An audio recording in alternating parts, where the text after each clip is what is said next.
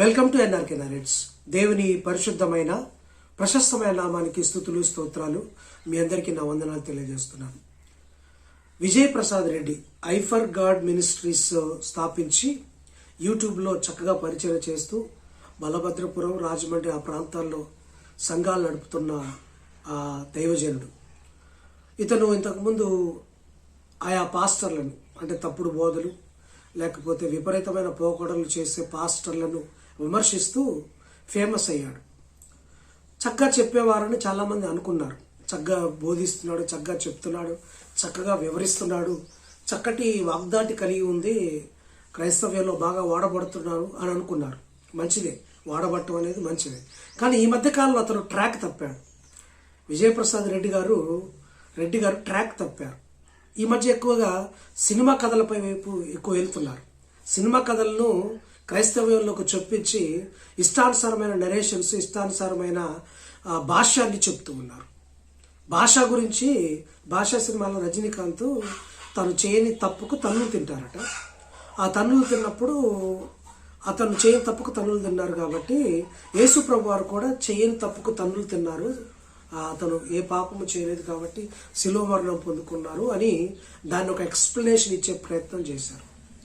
Indira cinema కూడా, ఇందిరాలో కూడా చిరంజీవి గారు తను కుటుంబ సభ్యులెవరో చేసిన తప్పుకి తను శిక్ష అనుభవిస్తాడు, లేకపోతే దెబ్బలు తింటాడు. మరి ఇటువంటి పరిస్థితులు జీసస్ కూడా ఇలానే చేశాడని దాన్ని ఒక వివరించే ప్రయత్నం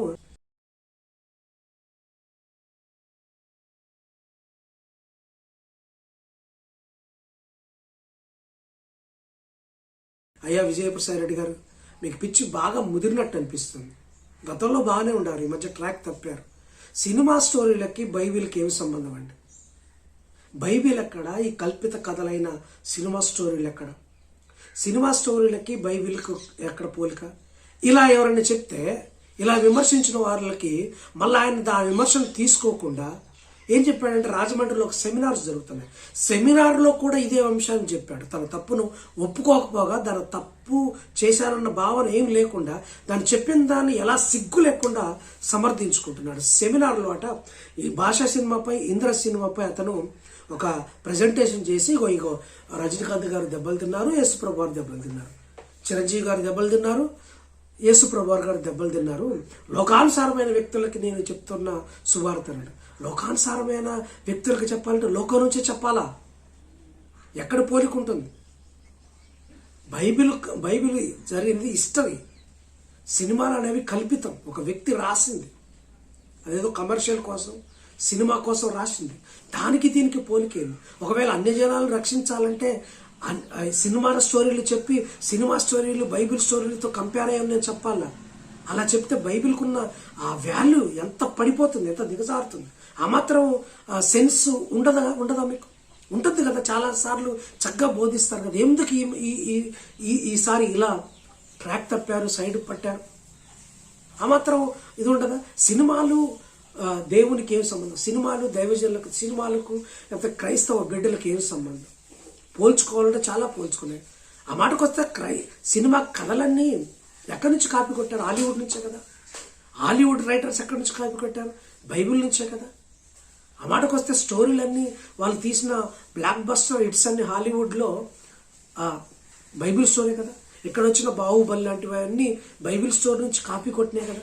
ఏ సినిమా కాదండి బైబిల్ నుంచి కాపీ కొట్టనివి? ఒక భాష, ఒక ఇంద్రనే కాపీ కొట్టారా? మరి ఇవన్నీ చెప్పుకుంటూ పోతే ఇక ఇదే చెప్పుకోవాలి. అంటే ఇప్పుడు మీరేం చెప్తున్నారు? యవనస్తులకు కానీ, అక్కడ ఉన్న అన్యులకు కానీ సినిమాలు చూడవచ్చు అని చెప్తున్నారా? మరి నేను సినిమాలు చూసి ఈ స్థాయికి వచ్చానని చెప్తున్నారా? అంటే మీరు అన్ని సినిమాలు చూసేసారు. ఏం పద్ధతి అండి ఇది? ఇదా సువార్త చెప్పే విధానం అన్యులకి? లేకపోతే ఒక వాక్యాన్ని ప్రజెంట్ చేసే విధానం? ఇది కానే కాదు. ఇంత జ్ఞానం ఉంది అనుకుంటున్న మీరు ఇంత అజ్ఞానంలో ఎలా మారారు, ఎలా ప్రవర్తిస్తున్నారు? మళ్ళీ దాన్ని సమర్థించుకునే ప్రయత్నం సెమినార్లో కూడా చేస్తున్నారు. ఇది ఎంత మాత్రం ఆమోదయోగ్యం కాదు. సినిమాలకు దేవునికి పొంతనే లేదు. సినిమా స్టోరీలకి, సినిమాలో దెబ్బలు తిన్న భాష రజనీకాంత్కి, చిరంజీవికి, యేసుప్రభు వారికి ఎక్కడ? చిన్నప్పుడు మనం చదువుకున్నాం కదా, మహాత్మా గాంధీ, అంబేద్కర్, జీసస్ అని ముగ్గురిని ఒకే ఘాట్న కట్టేశారు. మహాత్మా గాంధీ, అంబేద్కర్, జీసస్ ఒకే ఘాట్ని కడతారా? చిన్నప్పుడు చదువుకున్న బుక్. ఇప్పుడు మీరు చెప్తే అట్లనే ఉంది. చిరంజీవిను రజనీకాంత్ పక్కన జీసస్ క్రైస్ట్ని పెట్టారు. ఎంత దౌర్భాగ్యం అండి! ఎంత దౌర్బల్య స్థితిలోకి మీరు వెళ్ళిపోయారు. ఇది ఎంత మాత్రం కరెక్ట్ కాదు. ఎవరైనా విమర్శిస్తారేమో వారి మీద పడి లేస్తున్నారు. నేను అలా ఎవరిని ఇచ్చాను, మీరు అన్నీ తెలుసుకోండి. ఎలా తెలుసుకుంటామండి? అసలు ఆ పోలికే తప్పు, ఇనిషియల్లే తప్పు. మీరు చేసిన ఆ పోలిక ఇనిషియల్గా తప్పది. ఇంకా నువ్వు ఎంత వివరణ ఇచ్చినా అది అది అది అది లెక్కలోకి రాదు. సినిమాలతో ఏది పోల్చుకోలేం. ముఖ్యంగా యేసు ప్రభు వారిని ఈ లోకంలో అసలు పోల్చదగ్గ వేల్పులలో గనుడు అండి. వేల్పులలో అసలు గనుడు ఆయన. ఏది పోల్చదగినవే కాదు. సరిపోల్చలేని యేసు ప్రభు ఆయన. నువ్వు ఏదైనా సరిపోల్చుతున్నావు అంటే అది అది అది అది తప్పు. మీరు ఎప్పటికైనా మాని చక్కగా ఉండండి, చక్కగా చేయండి.